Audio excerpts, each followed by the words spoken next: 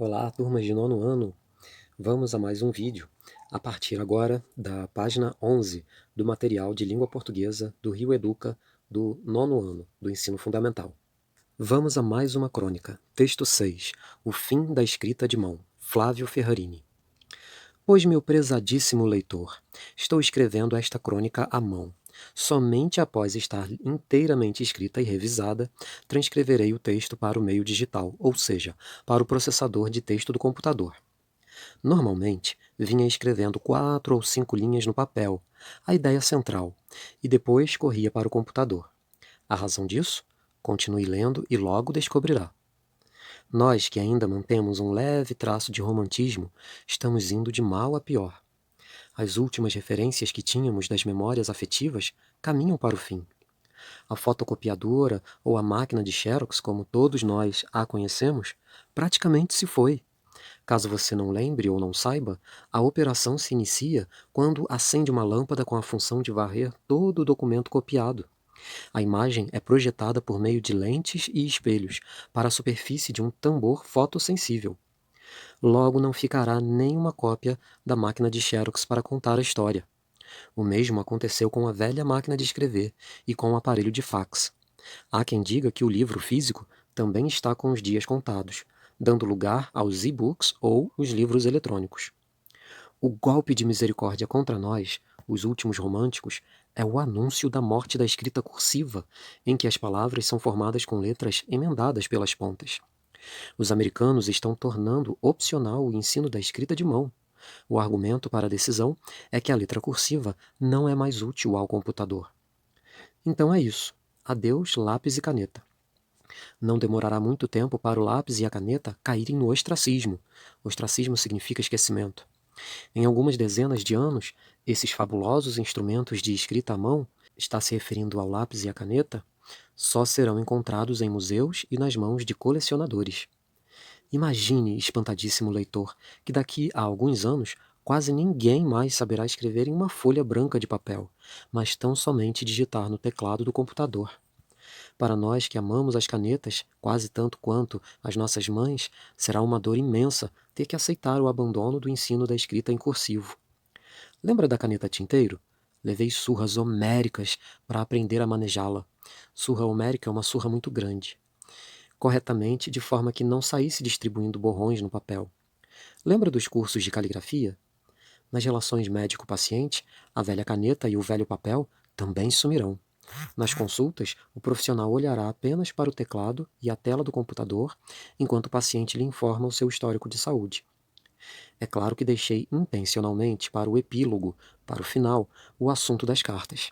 Espero que não me bote a pecha de brega, mas uma boa carta de amor é irresistível, mesmo que o velho Pessoa, Fernando Pessoa, tenha dito que todas as cartas de amor são ridículas. Escrevo-te essas mal traçadas linhas, meu amor. Antes de prosseguirmos, eu quero comentar com vocês a respeito do uso das reticências dentro desses colchetes. Quando isso acontece, significa que quem montou essa, essa página, essa apostila, esse material didático, resolveu não colocar algo ali que existia, que essa pessoa recortou, removeu, retirou, fez uma adaptação, colocando aqui na apostila somente os parágrafos que interessavam. Uma outra observação é a respeito do significado de epílogo. Epílogo é a mesma coisa que final. E esse Pessoa que aparece aqui se refere ao poeta Fernando Pessoa.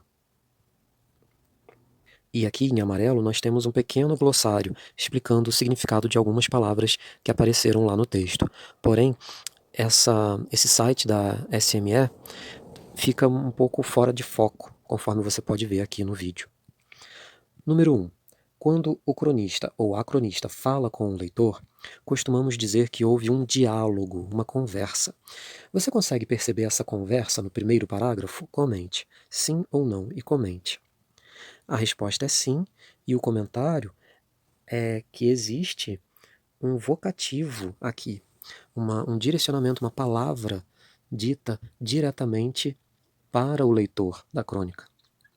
E esse vocativo diz: meu prezadíssimo leitor. meu queridíssimo leitor. Número 2. Pela leitura da crônica, texto 6, notamos que o cronista fala de acordo com o seu ponto de vista sobre o hábito de escrever no papel.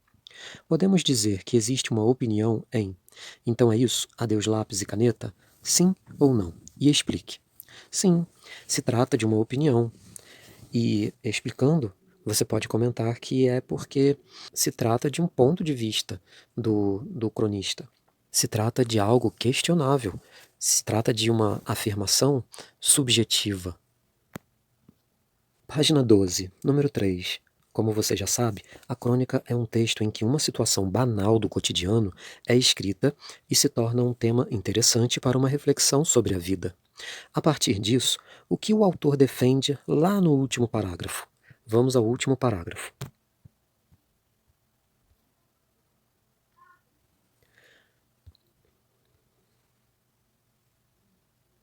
Aqui no último parágrafo, o autor defende a ideia de que uma boa carta de amor é irresistível.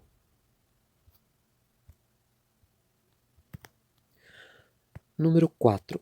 Qual o sentido da expressão destacada no trecho?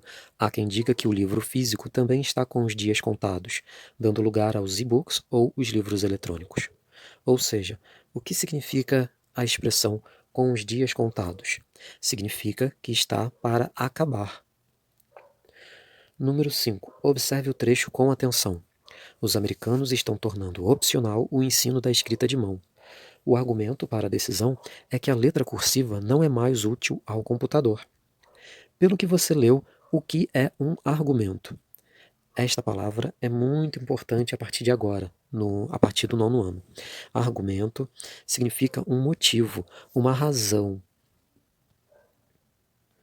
Número 6. No trecho a seguir, indique os termos que expressam circunstâncias de tempo e de lugar. O trecho é um fato ou uma opinião? Então, perceba que aqui no número 6, nós precisamos fazer duas ações: indicar os termos que expressam circunstância de tempo e de lugar, e em seguida, responder se esse trecho é um fato ou se é uma opinião. Vejamos. Em algumas dezenas de anos, esses fabulosos instrumentos da escrita à mão só serão encontrados em museus e nas mãos de colecionadores. Façamos o primeiro item solicitado.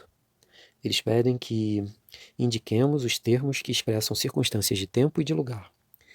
Em algumas dezenas de anos, transmite uma ideia de tempo, expressa uma circunstância de tempo.